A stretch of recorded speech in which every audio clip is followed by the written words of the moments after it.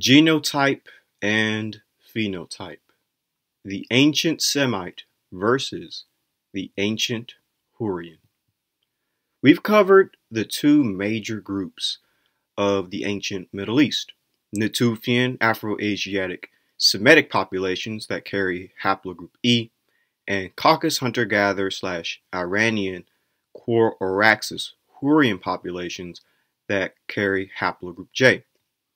These two groups were different geographically, linguistically, and genetically. Here is a map, as you can see, of the area of distribution of Natufian ancestry, and here is the area of distribution of Iranian Neolithic ancestry. Natufian ancestry is to the left of your screen, by the way, and Iranian ancestry is to the right of the screen.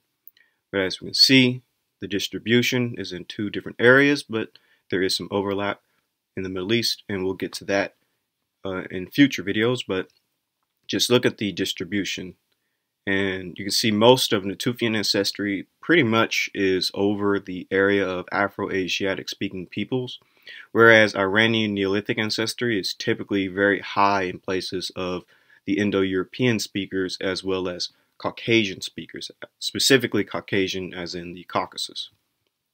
Here's just another map distribution of Natufian ancestry and Iranian ancestry. Again, it's pretty much the same geographical area. The deepest Iranian ancestry, of course, is going to be stretching from Iran to India, which fits perfectly with that migration of the Indo-Aryans or Indo-Iranians into India.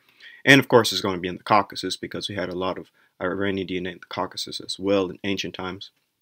And as for Natufian ancestry, it's going to be highest everywhere from Syria and Iraq on down. The highest Natufian ancestry is in Middle Easterners, and then it goes into North African and East African populations, and of course the Mediterranean.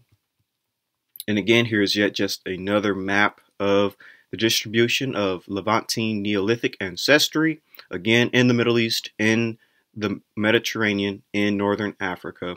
Highest is in, of course, the Middle East. And then you have the Iranian Chalcolithic ancestry. Again, it is seen highest in Iran, the Caucasus, as you go towards India.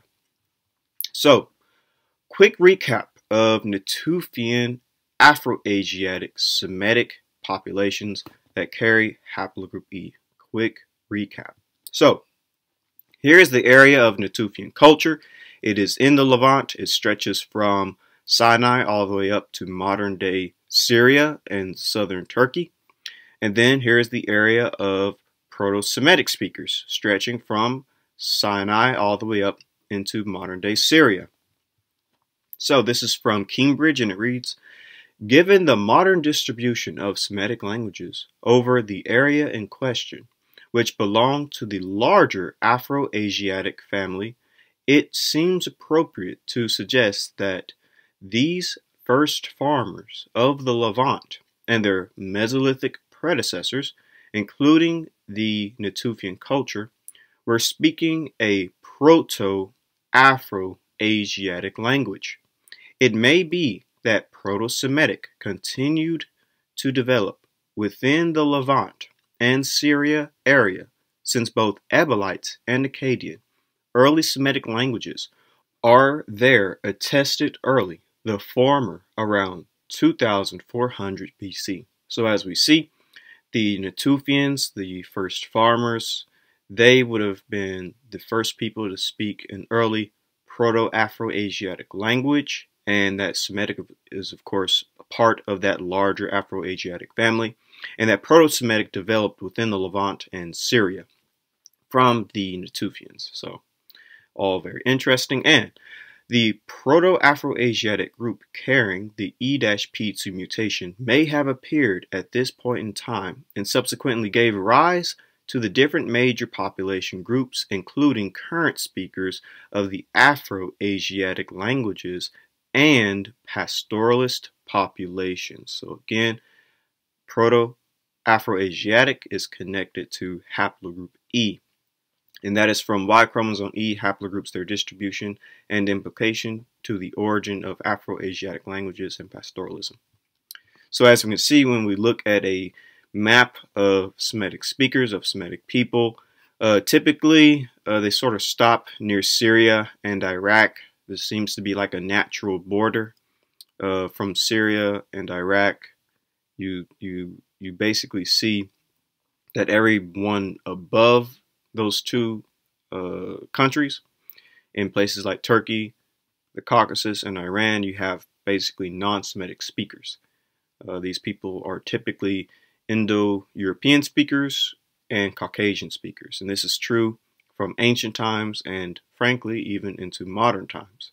But everyone south of Syria and Iraq are Semitic or Afro-Asiatic speakers. And surprisingly, or perhaps unsurprisingly, that fits perfectly with the distribution of Levantine Neolithic ancestry. We see that it also stops in Syria and Iraq, going pretty much very, very low in places like Anatolia, the Caucasus, and Iran. But the highest distribution of Levantine Neolithic or Natufian ancestry is from Syria and Iraq on down. So as you can see, there seems to be a very interesting distribution between both Semitic people or Afro-Asiatic people and Natufian ancestry. There's a perfect overlap with that. And so this is why Natufians likely the ancestors of Proto-Afro-Asiatic people and Proto-Semitic people. So let's do a quick recap of the Caucasus hunter-gatherer / Iranian ancestry, as well as the core Araxes hurrian populations that carry haplogroup J. Again, let's do a quick recap. So, here is the area in question. This is the core Araxes culture situated in the southern Caucasus. And this is from Encyclopedia of Indo-European Culture, and it reads, in the period immediately prior to the emergence of the Hurrians, the northern area of their distribution was occupied by the core Araxes culture circa 3400 through 2500 BC. The distribution of core Araxes sites would encompass the territory of the Eto and Uratrians, as well as the northern part of the Hurrians. It was often presumed that the core Araxes culture is an archaeological reflection of the Hurrians. So Hurrians descend from the core Araxes culture. This is from How Eurasia Was Born, and it reads, the Northeast Caucasian language family seems to show clear links to the ancient Eastern Anatolia, as most subclades of J1-Z1842 TMRCA's 4300 BCE can be linked to the Armenian highlands and present-day Azerbaijan, precisely fitting the exact location of the core Araxes culture, 3400 BCE through 2000 BCE. Three subclades of it, J1-ZS3042 TMRCA's 3500 BCE, J1-ZS5658 TMRCA's 2800 BCE, J1-ZS2872 2800 BCE, and J1-Y5353 TMRCA is 2500 BCE, are widespread among Northeast Caucasian groups, suggest Northeast Caucasian languages to have originated from the core Araxes culture, as ancient J1 subclades also seem to have been present in the ancient Levant as well. This supports the existence of the Alduin language family linking Hurrian to Northeast Caucasian. So Northeast Caucasians, the core Araxes, and the Hurrians, they're all connected by haplogroup J. And here is what I was referring to earlier, that most of the Indo-European and Caucasian speakers are above Syria and Iraq. And this is true from ancient times and even into modern times. This is, if you type in language families of the Middle East, most of the Indo-European languages, as you can see, are in orange, and this would be the Iranian languages, which is interesting because you do see a lot of Iranian genetics in the Middle East as well. And this blue you see right here, this is actually a Caucasian, what I was referring to earlier. Lastly, we have what's in green, and that is the Turkic speakers. But going back to what I was saying, everyone from Syria and Iraq on down, they're all Afro-Asiatic and Semitic speakers, whereas everybody above Syria and Iraq, they're all non-Semitic, non-Afro-Asiatic speakers.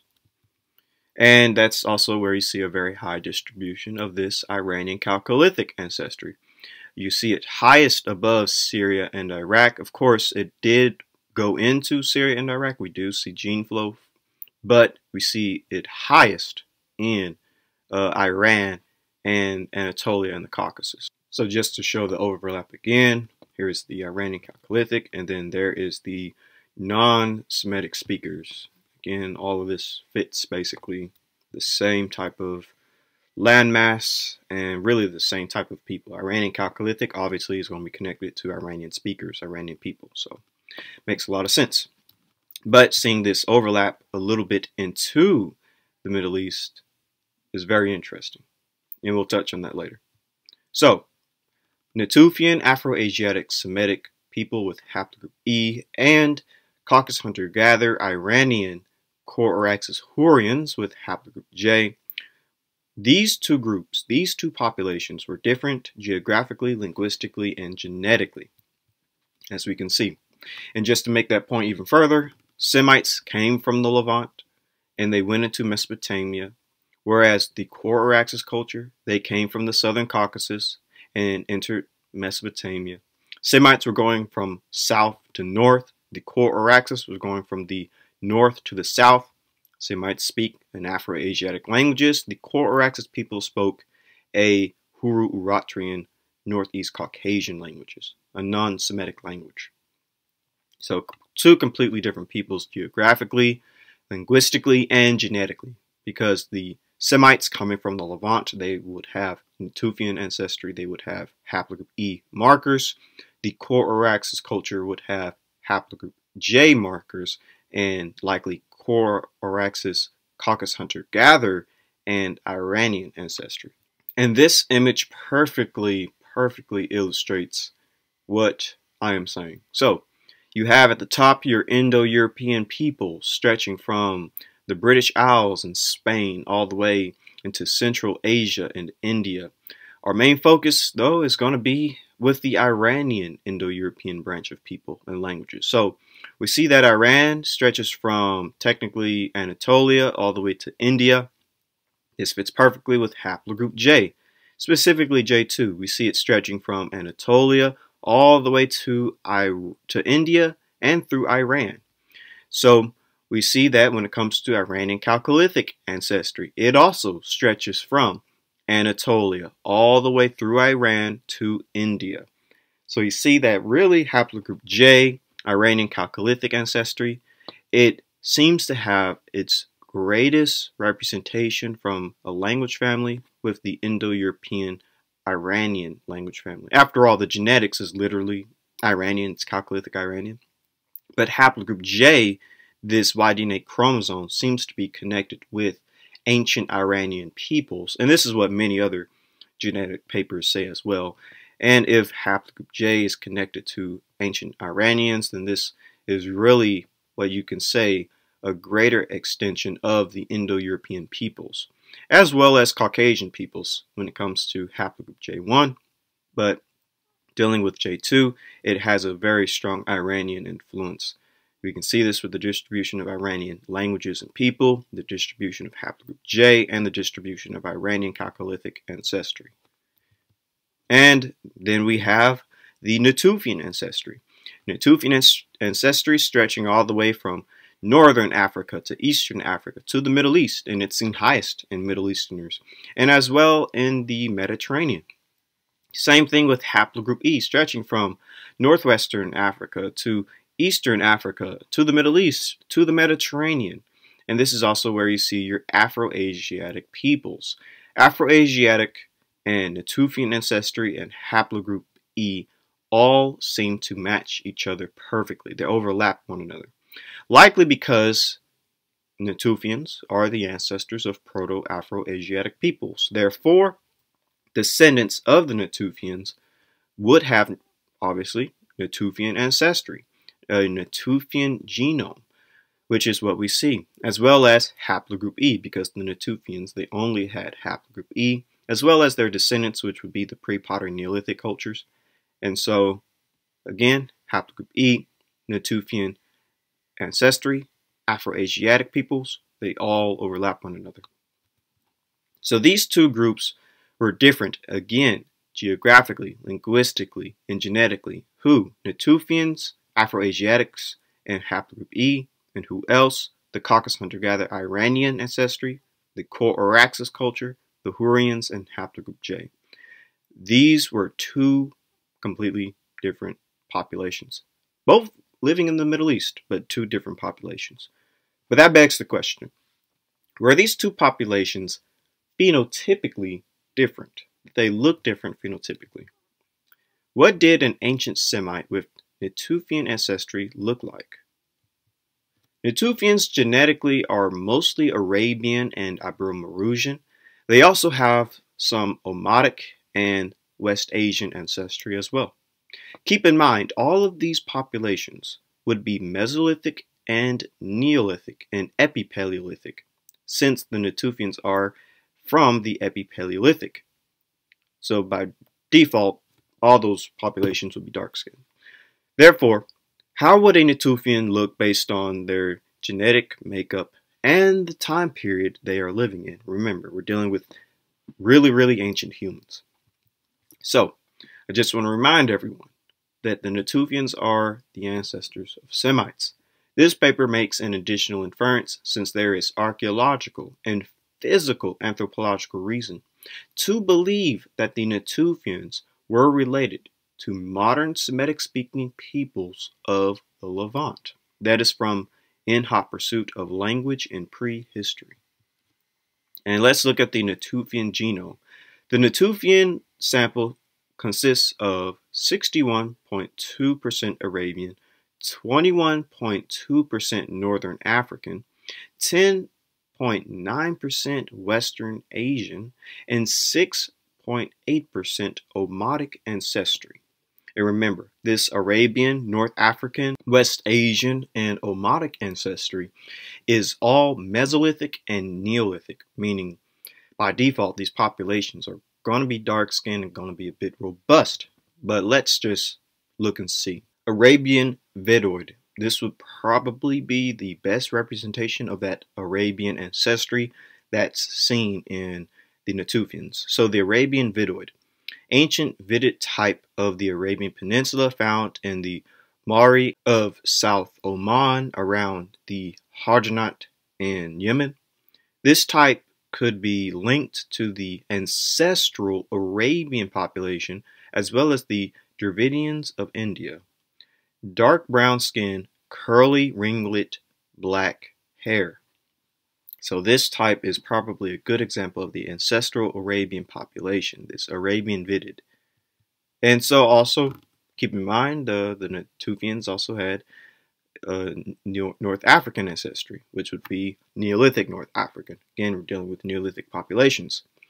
Ethiopid type that was more common during the Neolithic when the Sahara was still green. Reddish brown, black skin, tight curly hair, dully mosophilic or dully mesophilic. Basically, they had somewhat of a long skull. So, this is the Saharan Ethiopid type. And then we have the Omotic. Again, the Omotic ancestry is within the Natufians. So let's read about them. Probably a relic of pre-Neolithic periods. Again, that's perfect, pre-Neolithic periods. Dark brown skin and kinky curly hair. Usually dolichocephalic. Mildly Pratt-Ryan nose, which basically means it's mildly a wide nose. The lips are full and cheekbones often prominent. So that's the Omotic. So if you put all this together, all these phenotypes, the ancestral Arabian, the Ibero-Mauritian or the North African Neolithic, and the Omotic ancestry, you're basically going to get a dark-skinned African Arabian or Afro-Arabian looking individual. And this is the genetic makeup of a Natufian. Mostly Arabian and with African ancestry. Basically Afro-Asiatic in a sense, having both the Arabian and the African. And so this is the general phenotype. If you blend it all together, it would look like. So this is a reconstruction of a Natufian, as you can see. And this man does look like he would be a split between a ancient population of African and Arabians. And that's pretty good description. Although I would say that the hair would probably be a bit more curly because of what those other descriptions that I read said. It said the hair was typically kinky to curly, so I wouldn't say it was super straight. But anyways, this is from the comparison of craniofacial features of major human populations, and it actually says that early West Asians being Middle Easterners, early West Asians resemble Africans. And that would include your Natufians because they are early West Asian population. So that makes a lot of sense, and that's fairly interesting. This is from the questionable contribution of the Neolithic and the Bronze Age to European craniofacial form. And it reads, "It is a further surprise that the Epipaleolithic Natufian of Israel, from whom the Neolithic realm was assumed to arise, has a clear link to sub-Saharan Africa." Interestingly enough, however, the small Natufian sample falls between the Niger-Congo group and the other samples used. This placement suggests that there may have been a sub-Saharan African element in the makeup of the Natufians. So there's a sub-Saharan African element in the makeup of the Natufians. As shown in Figure 1, the Somalis, the Egyptian Bronze Age sample from Naquata, may also have a hint of a sub-Saharan African component. So here is the Natufian, and it falls in between the Niger-Congo and the prehistoric / recent Northeast Africa. So they're kind of in between. That's what they phenotypically would look like. Something in between the Niger-Congo person and a prehistoric / recent Northeast African. And if you look at another chart, the Niger-Congo and the Natufian branches actually do connect to each other. And then they also connect with the prehistoric recent Northeast Africa. But there is a very close resemblance when it comes to Natufians and Niger-Congo populations, which is evident by that reconstruction. If the late Pleistocene Natufian sample from Israel is the source from which that Neolithic spread was derived, then there was clearly a sub-Saharan African element present of almost equal importance as the late prehistoric Eurasian element. So there is clearly a sub-Saharan African element within the Natufians. And this is another reading, an introduction to African civilizations, and it reads, "There is evidence that some 7,000 or 8,000 years ago, a black Negroid race inhabited Palestine.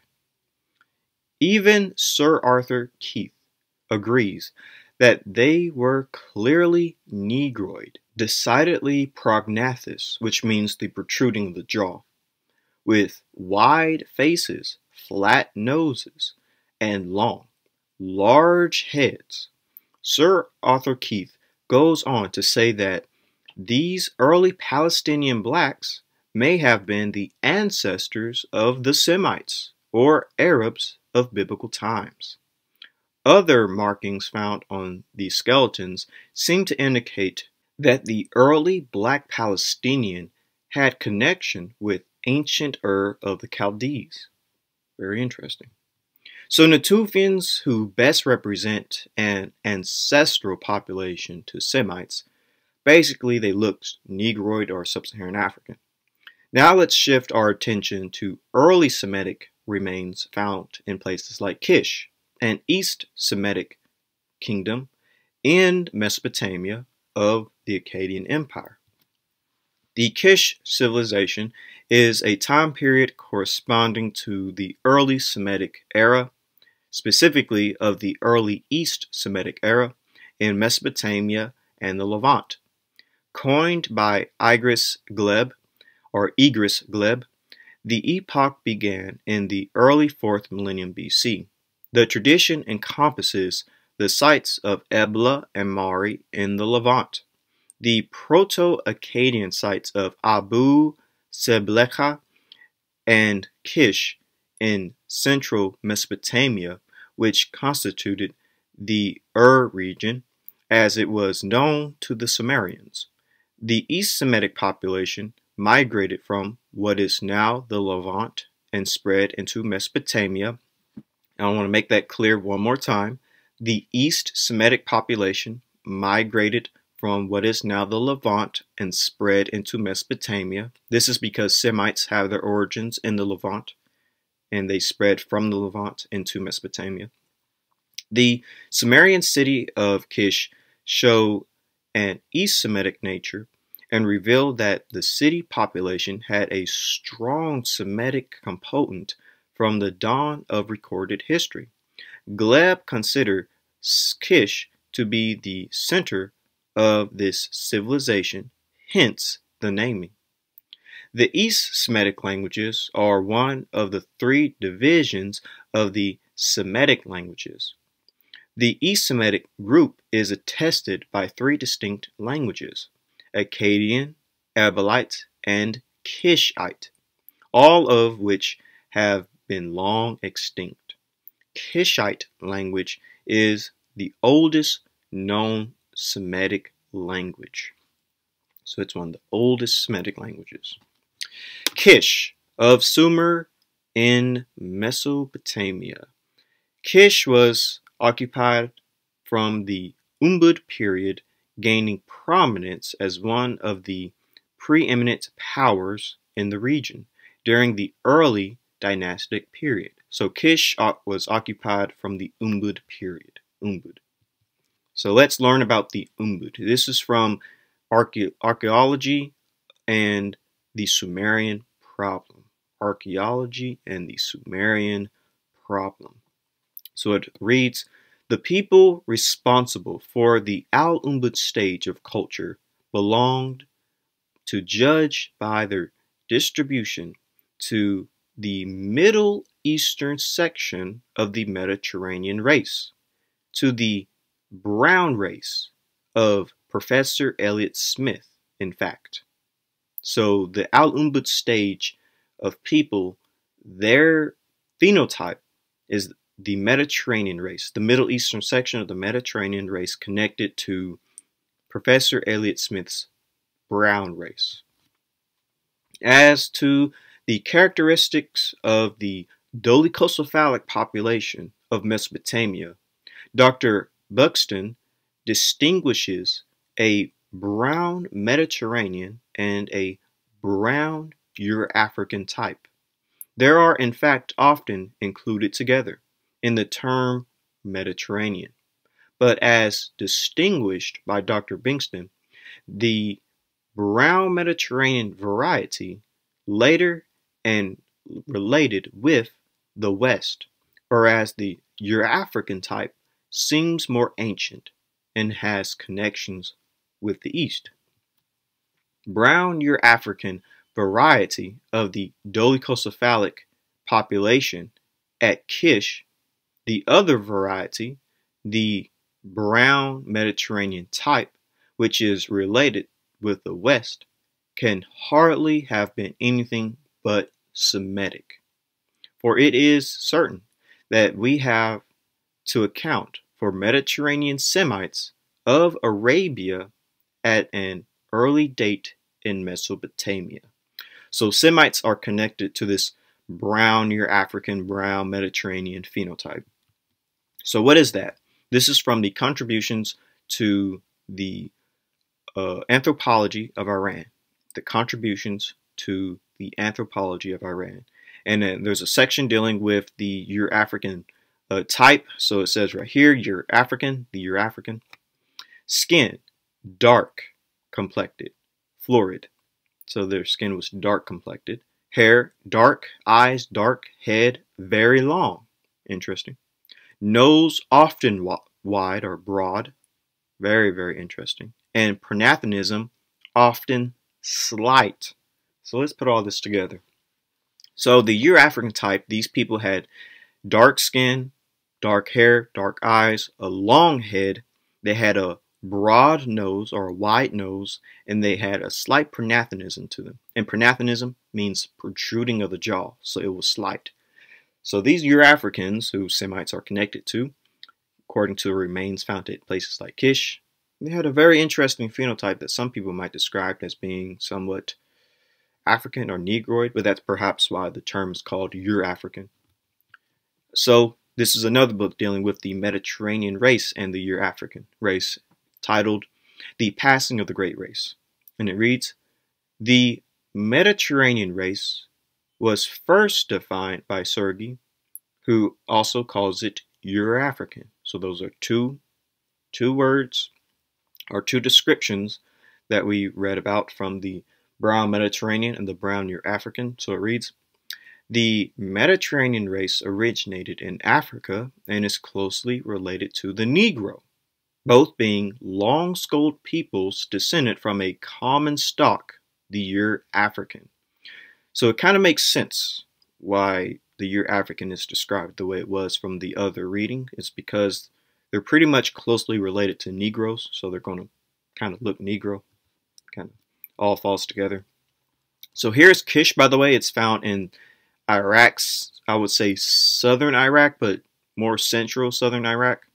And again, Kish is an Akkadian empire. It's part of the Akkadian kingdoms, and it was an Eastern Semitic civilization. And the remains are a brown Euro-African and a brown Mediterranean type. Those are the remains found at Kish. They resemble those type of people. So let's dig a bit deeper. This is from report on the human remains found at Kish, because this can get us straight to the meat of it. This report on the human remains found at Kish by the Field Museum and Oxford Expedition is based on the material excavated in the Old Sumerian Palace at Eastern Kish. All remains from the palace, or in our terminology, Mound A, belong to the period immediately preceding the age of Sargon of Akkad, and are contemporary with the last fourth dynasty of Kish, circa 2900 through 2800 BC. The names of the 8 rulers of this period indicate clearly a Semitic dynasty. So the remains that we're about to read about, we are dealing with Semitic people. The population at Kish is the period to which the human remains of the palace belong should be. Therefore, very mixed. Dr. Bingston finds 2 long-headed races in the palace skulls at Kish, which he designates as Euro-African and Mediterranean. Keep in mind the definitions that we read earlier. There can be little hesitation in ascribing this type to the people who have been called by Elliot Smith the brown race. So again, Elliot Smith, the brown race.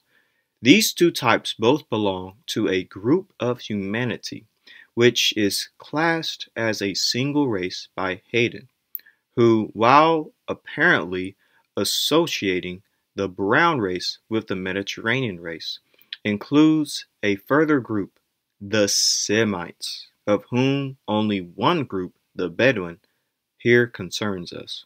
So Semites are also connected to this brown race, or this Euro-African or Mediterranean race, and the Bedouins are the closest in phenotype when it comes to it.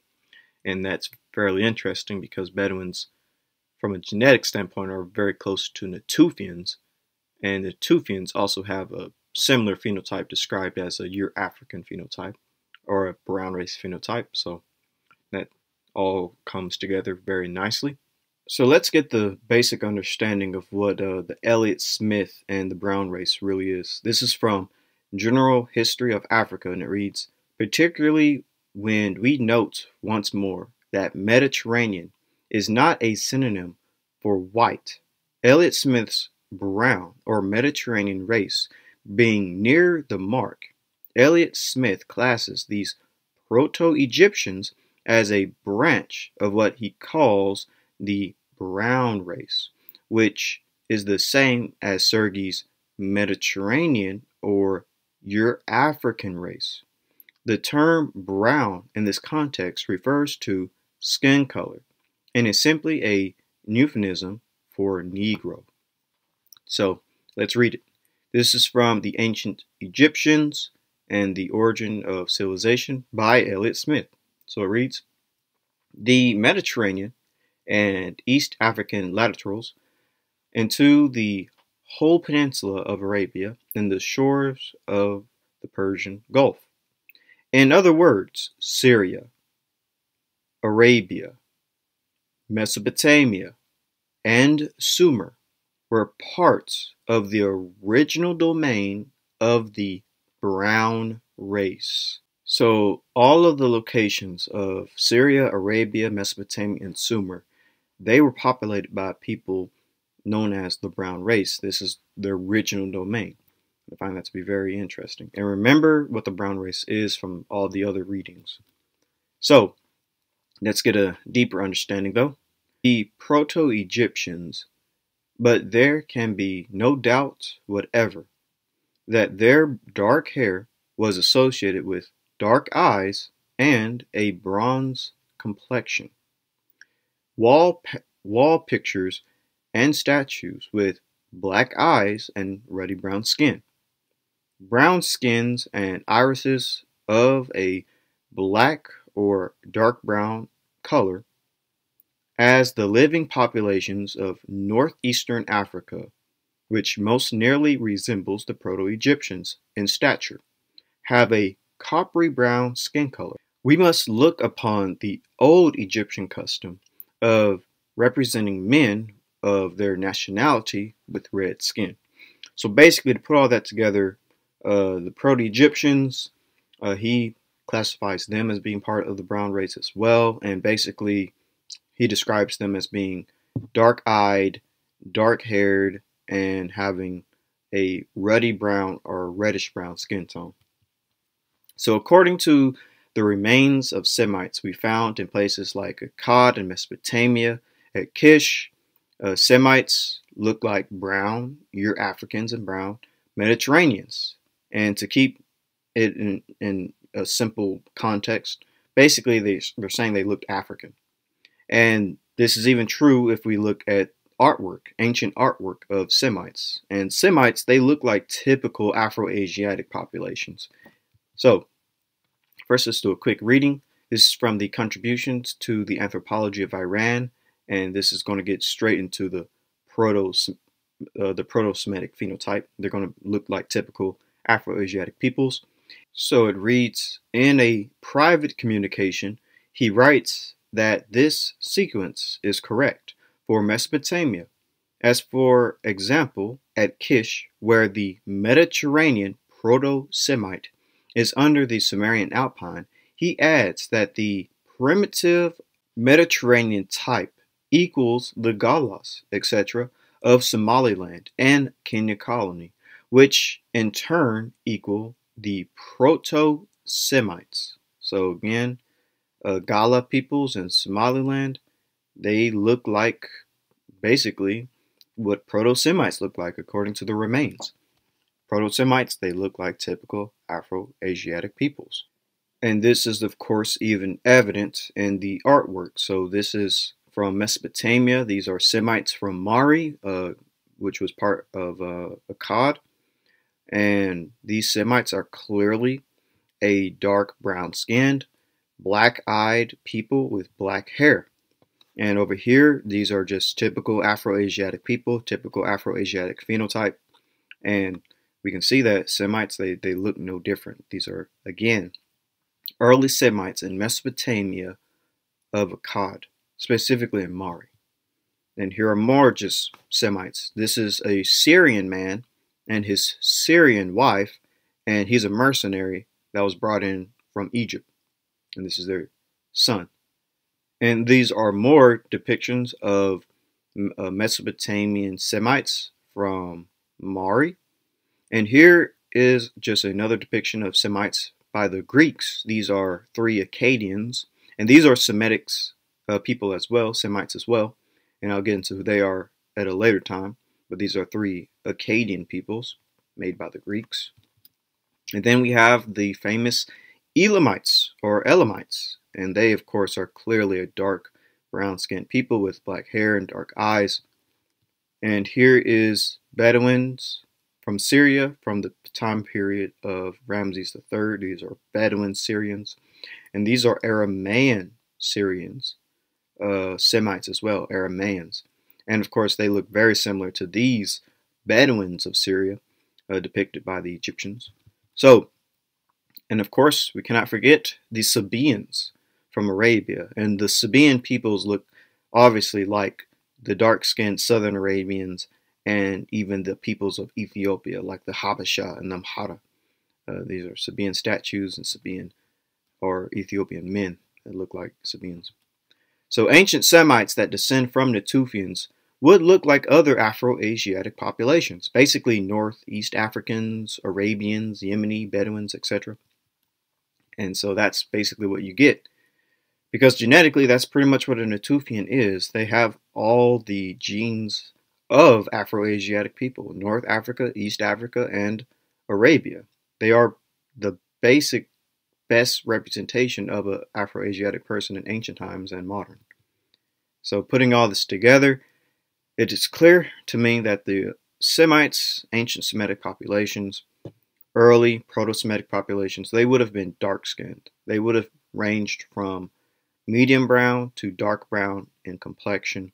They would have been black-haired. They would have been black-eyed or dark brown-eyed.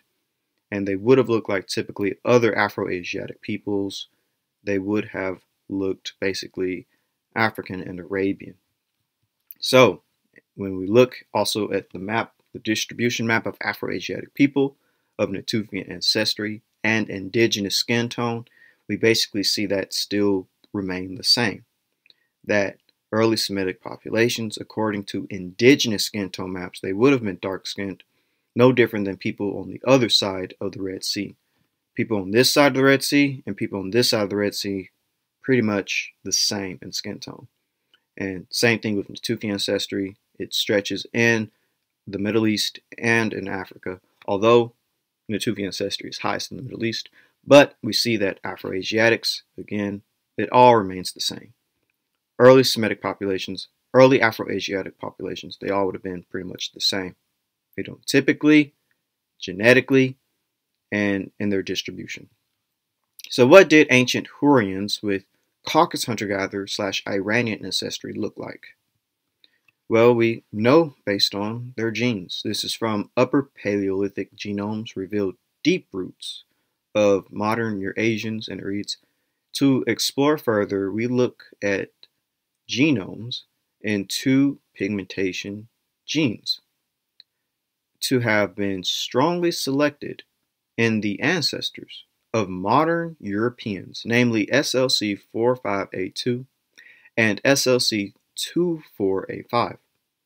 Selected SNPs in the SLC45A2 and SLC24A5 genes contribute to lightening of skin and are almost fixed in modern Europeans. We found that Katos and Sapserbia have the ancestral version of the SLC45A2 variant, but both Caucasus hunter-gatherers have the selected version of the SLC24A5 gene, encompassed by the most commonly associated haplotype C11 found in modern populations. So the Caucasus hunter-gatherers, they have an ancestral version of light skin. Caucasus hunter-gatherers, by the way, were found in Georgia, western Georgia of the Caucasus. And that kind of fits with the armanoid phenotype. This is the best example that I feel like we can get when it comes to what a Caucasus hunter-gatherer could have looked like. So the armanoid, short-headed and high skull type with fleshy features, a flat occiput, and a hooked nose, often dark-haired with light brown skin, common in the mountain regions of Asia Minor, especially Armenia and Anatolia. So I feel like that's a good example of a Caucasus hunter-gatherer. And then we have the Armanid type, Armanid being Armenian basically, a widespread type found in its most specialized form in the mountains of Asia Minor, associated with the ancient Cretans and the Hittite kingdom, common in Armenians. So that's another good type. And then we have the Indo-Iranid type, relatively recent contact type with a position intermediate between Iranian Barchnid and Iranid, widespread in Pakistan, Iran, and Afghanistan, reaching to northern India in the east and Turkey in the west. Light to medium brown skin, straight or wavy brown-black hair, plentiful hair. And that fits perfectly even with the distribution of Iranian Chalcolithic ancestry.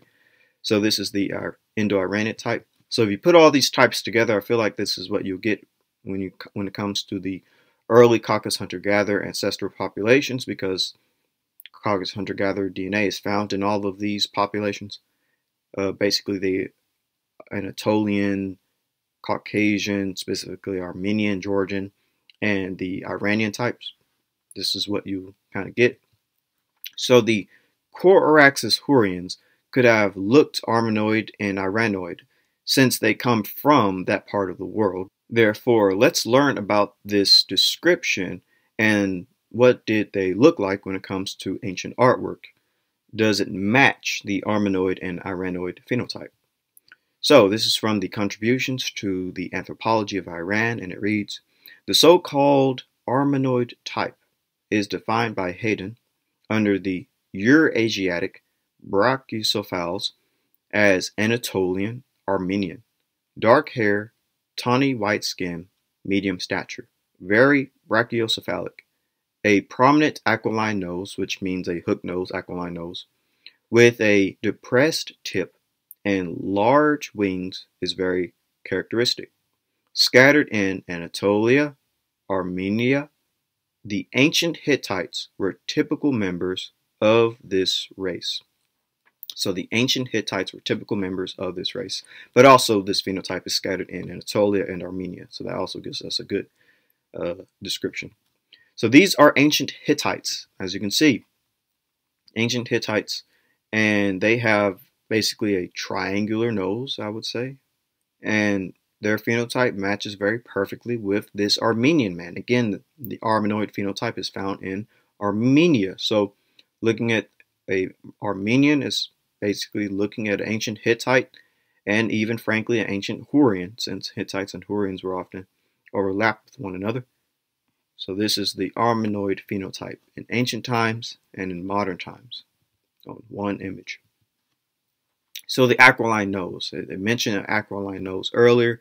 It said a prominent aquiline nose. So what does that mean? An aquiline nose, basically a Roman nose or a hooked nose. So it's a Roman nose or a hooked nose. It is a human nose with a prominent bridge, giving it the appearance of being curved or slightly bent. The word aquiline comes from the Latin word aquilinus, eagle-like, an allusion to the curved beak of an eagle. So that gives the allusion to the curved beak of an eagle. So let's look at that. So we have like a representation of George Washington. He clearly does not have a eagle-shaped nose. It just goes straight down. But this eagle over here, it's curved. So that's what they mean by the Roman word aquilinus, meaning eagle-like. The nose has a bit of a bent to it. So this is from the book Anthropology, has a section on Armanoid Other characteristics are hair color, dark brown to black, usually wavy to curly in form, roughly straight. Their head is broad, brachycephalic. They are concentrated in Turkey, Syria, and Palestine, Iraq, Iran, and Balkan countries. Their typical representatives are ancient Hittites. Again, Armenoid type is connected to the ancient Hittites. Ancient Hittites being an Anatolian, non-Semitic people. They are an Indo-European people. But we see that this concentration of this Armenoid type is also in places of the Caucasus. So here are ancient Hittites again, just to show you more images.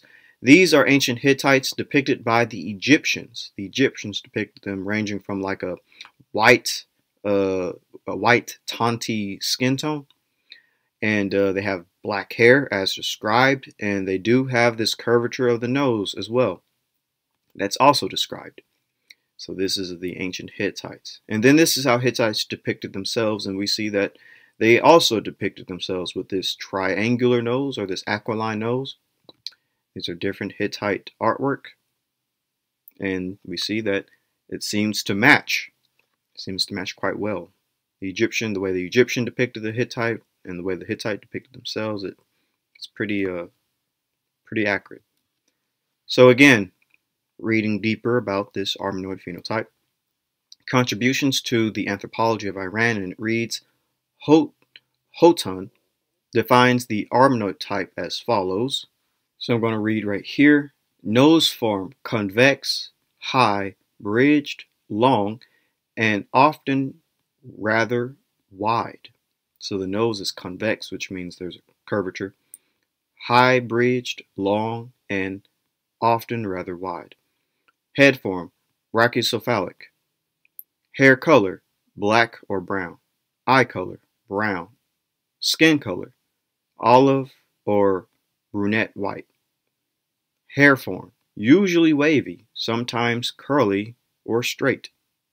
Distribution, concentrated in the Near East, Asia Minor, Syria, Persia, common in Greece, Romania, Bulgaria, largely present in urban populations of Russia, Poland, Hungary, Austria, Czechoslovakia, Uzbekistan, Germany, United States. Typical peoples, most Armenians, Turks, and Syrians, many Persians, and Ashkenazim Jews. But it's seen in most Armenians, so Armenians would be a good example. So this basically, in one image, is the Armenoid phenotype. I have Armenian men right here. We have, who are a non-Semitic population, by the way. We have a Hittite right here, again, another non-Semitic population, an ancient Indo-European population. And then we just have typical Armenoid phenotype. And we even have the Sumerian down here, again, another non-Semitic population.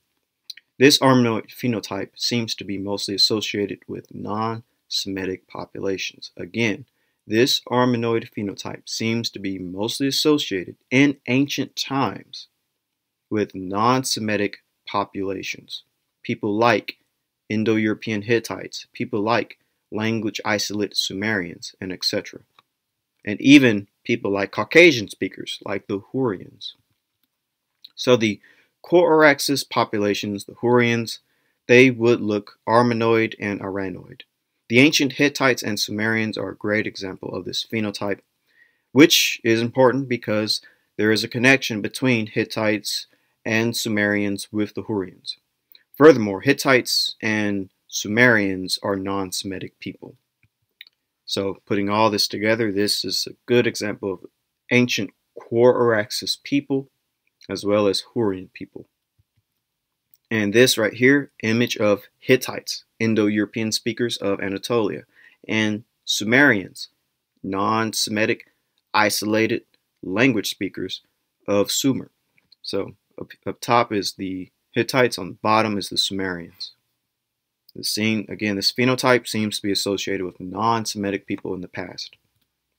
And this fits well with the distribution when it comes to genetics. We have, again, Indo-European speakers, This overlaps perfectly with the Caucasus hunter-gatherer ancestry. Again, Caucasus hunter-gatherer is going to be highest in the Caucasus, but it does expand into the Middle East.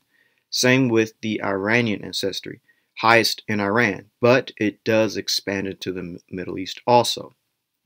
Likewise, the Armenoid phenotype would also expand. Likewise, the Iranoid phenotype would also expand into the Middle East. So, all fits well together from a genetic and a phenotypic standpoint when it comes to ancient populations. We can clearly see that genetically and even phenotypically, there were many people that lived in the ancient Middle East. The ancient Middle East did not just have one phenotype. There seems to be that there were many phenotypes. It would seem from a logical perspective that ancient Semites were dark-skinned, looking like typical Afro-Asiatic people, whereas the ancient Hurrians were light-skinned and they looked like typical Caucasian and Indo-European populations. But when and why did this Armenoid/Iranoid phenotype penetrate the Middle East? When did it happen and why did it happen? What was the cause for it? This is the book, The Races of Europe, and it reads, the Armenoid racial type, which is the third one claimed in Mesopotamia, begins with the earliest Kish graves and continues through the Babylonian period. Most of the so-called Armenoid skulls are mesocephalic or subbrachiocephalic, although many of the skulls which have been called Armenoid may represent merely the rounder-headed extreme of the total group.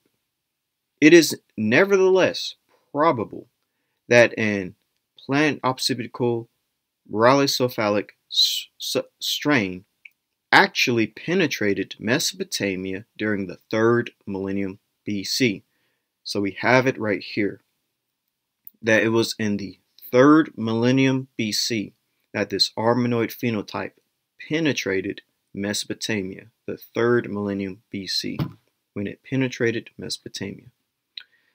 This is from an encyclopedia of world history, and it reads, the population of both Upper and Lower Mesopotamia in prehistoric times belonged to the brown or Mediterranean race. Remember what that phenotype is. While this basic stock persisted in historical times, especially in the south, so this brown and Mediterranean race, it was in Mesopotamia, especially in the south, it became increasingly mixed, especially with broad-headed Armenoid peoples from the northeastern mountains, owing to its recurrent incursions of mountain tribes into the plain. So the brown or Mediterranean race, it became increasingly mixed with Armenoid peoples from the mountains that came into the plains. So that's very interesting. And that fits perfectly with the invasion of various Indo-European and Caucasian groups. This is from the book The Peoples of the Highland, Vanished Cultures of Lurstan, Menani, and Urartu. During the 2nd millennium, the long process began by which Indo-European peoples from the northern steppes beyond the Caucasus established themselves about Western Asia, Iran, and northern India. Their earliest pressure perhaps drove some of the native peoples of the mountains to migrate or infiltrate and sometimes come as invaders into Mesopotamia and northern Syria, even in the 3rd millennium. And there we have it right there, even in the 3rd millennium, because this is when we see that Armenoid phenotype come into Mesopotamia. The Indo-Europeans then drove their way through these people, drawing many of them in their train as subjects or allies, and appeared themselves early in the 2nd millennium as invaders and conquerors in the Near East. For the first half of the millennium, the invaders under Indo-European leadership dominated the older peoples of the plains, most of whom were Semites. So the Semites are the older population, and they were living in the plains. And that fits perfectly with what this source says about how these mountain peoples came in, these Armenoid peoples came into the plains where the Semites would have been. And it says that this brown and Mediterranean race, it was towards the south mostly, especially in the south. So that fits perfectly with everything that's going on. And we're back at the report on the human remains found at Kish. And this is very important because it deals with the same thing, a change occurring within the Middle East. So it reads, but it is possible that even in this period, the Armenoids of the north were already beginning to infiltrate into northern Sumer. It must be remembered that soon after the fall of the Semitic Empire of Akkad, the entire land of Sumer and Akkad was ruled over a century by the Gutians from the north beyond the upper and lower Zeb rivers. And I have two videos that go deep into the collapse of the Semitic civilizations such as Ebla and Akkad. Check out those videos because this goes well with what those people would have looked like. So let's finish what it says. The valuable results obtained by the authors of this paper confirm that the historians had assumed in regard to the early mixture of Sumerians and Semites at Kish, the oldest capital of Sumer and the greatest metropolis of the north, later known as Akkad. Dr. Bingston finds an increasing admixture of the round-headed Armenoid type. This must be explained as an infiltration from Syria and the Hittite region if they are not normal variants. So we see that there was a change that occurred within Akkad, particularly after the fall of Akkad by the Gutians, and that there was a mixture occurring with the Armenoid peoples. And where are they coming from? The Hittite region. And Hittites are the best representation of the Armenoid phenotype. So it says, starting in blue, the third type, which is represented but sparingly, is extremely different. The head form is brachycephalic, in some cases extremely so. There seems, however, to be little doubt that they belong to the Armenoid race. This brachycephalic element, which forms such an important element in the population of the eastern lateral of the Mediterranean, and also of the great land bridge stretching from India westwards. This round-headed element appears to have been slowly increasing. It is on the whole commoner in Neo-Babylonia graves, and in the modern population than in the earlier graves. It would appear, then, that we have at least two groups in the Near East, and that's what I've been saying this whole time. We have two types of people in the Near East.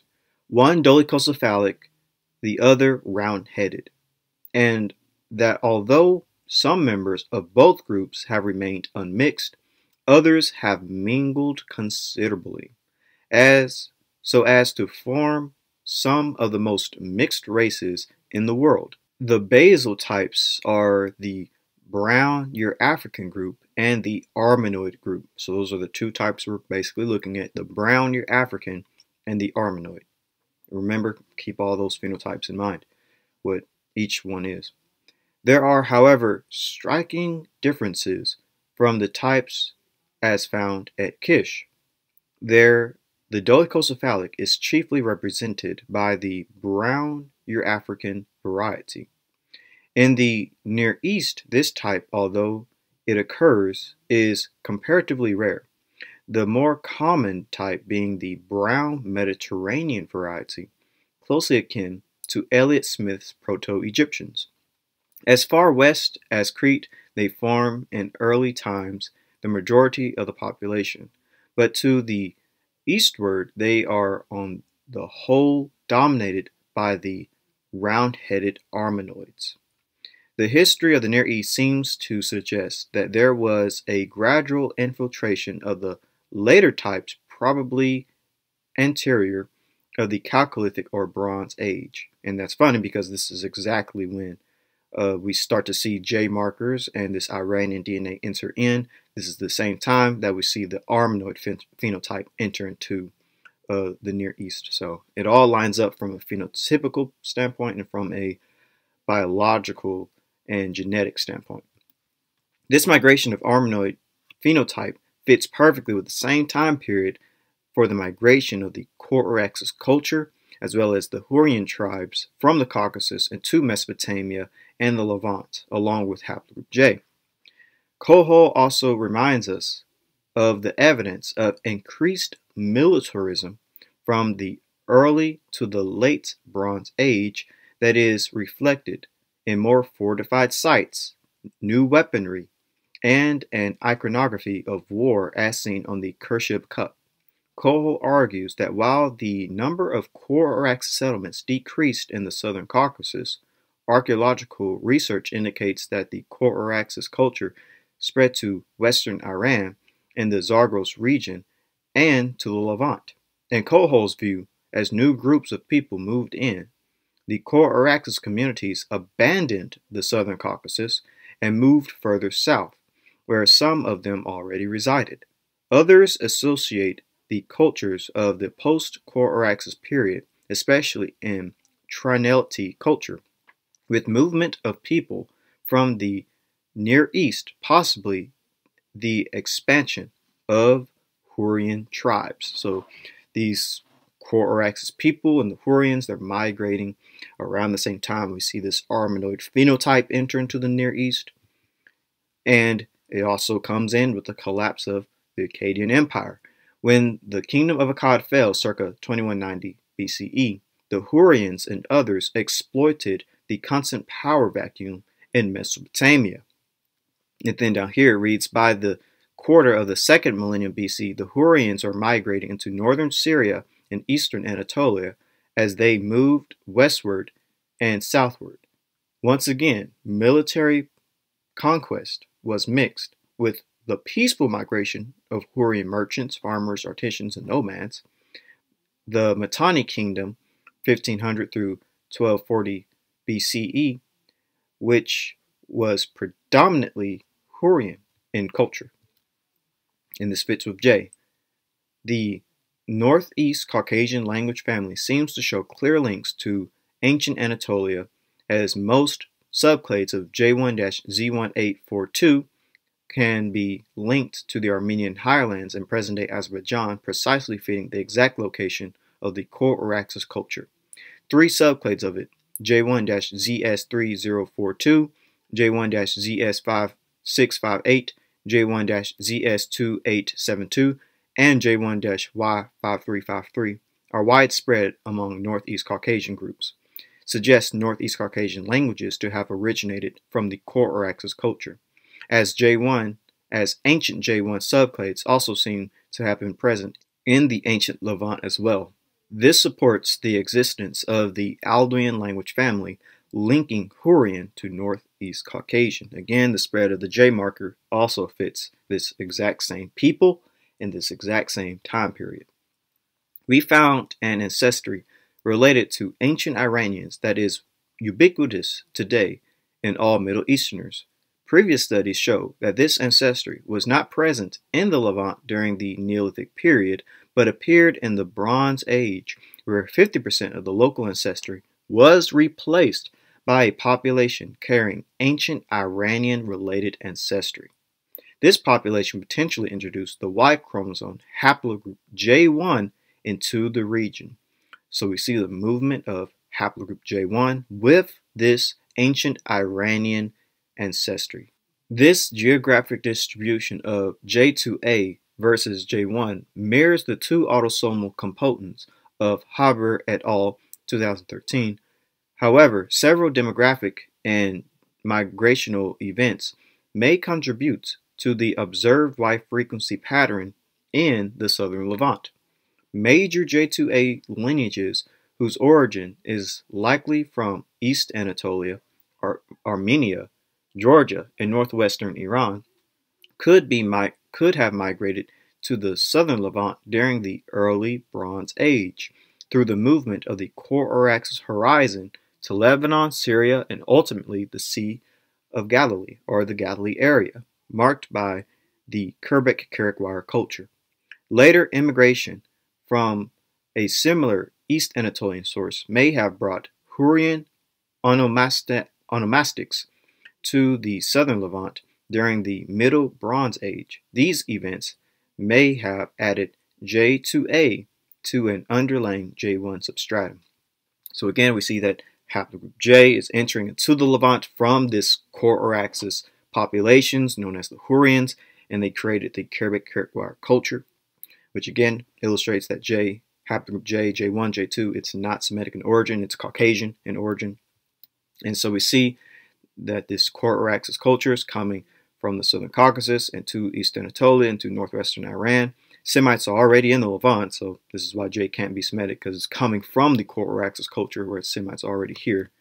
And then Corax's comes in, they create the Kerbek-Karaikwar culture, and West Semitics, they go into Arabia. So again, foreign influence coming into the Near East. This would therefore make the Armenoid Corax's Hurrians with haplogroup J the conquerors of Semites, but not actual Semitic peoples. The Semites would have been a brown Euro-African / brown Mediterranean type. They were indigenous to the warmer southern parts of the Middle East, having traveled to Mesopotamia from the Levant and descending from Natufians.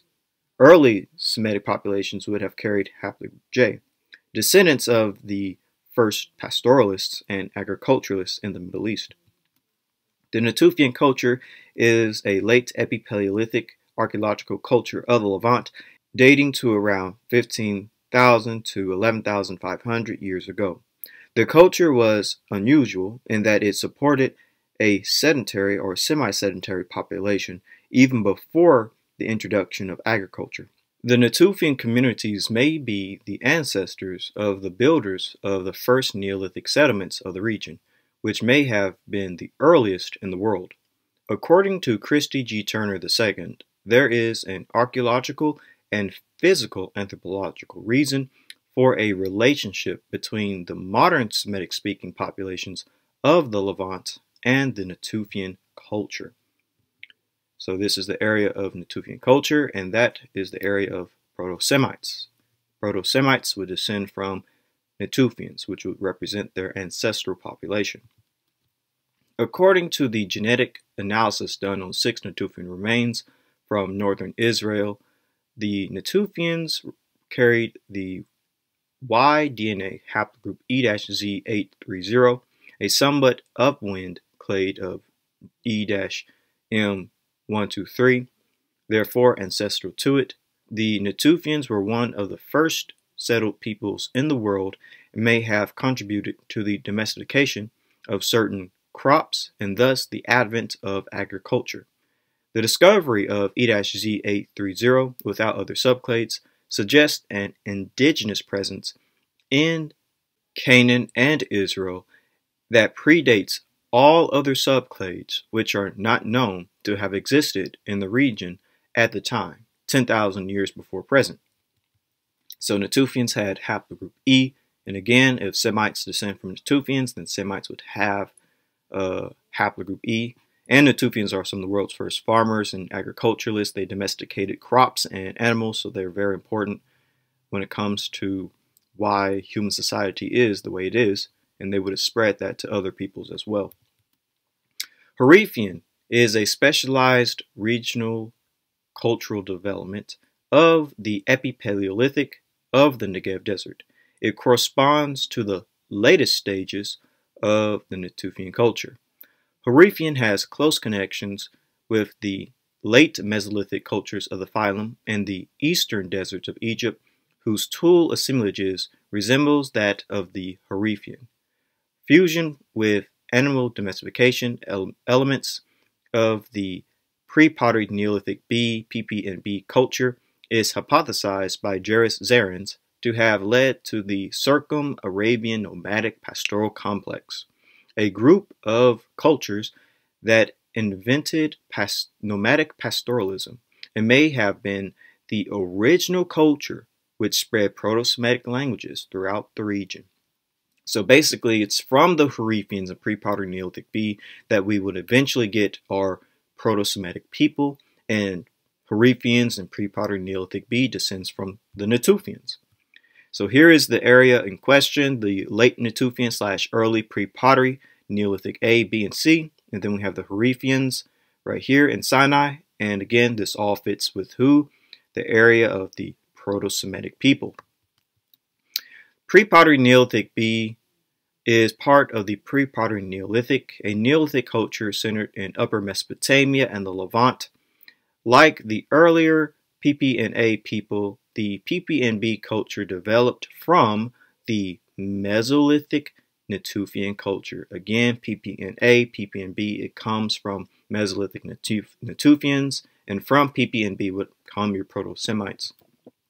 Here is the distribution of PP&B sites. Again, it's in the same geographical area of the Natufian culture, stretching from Sinai all the way up to modern-day Syria. Work at the site of An Gazel in Jordan has indicated a later PP&C period, which existed between 8,200 and 7,900 BP.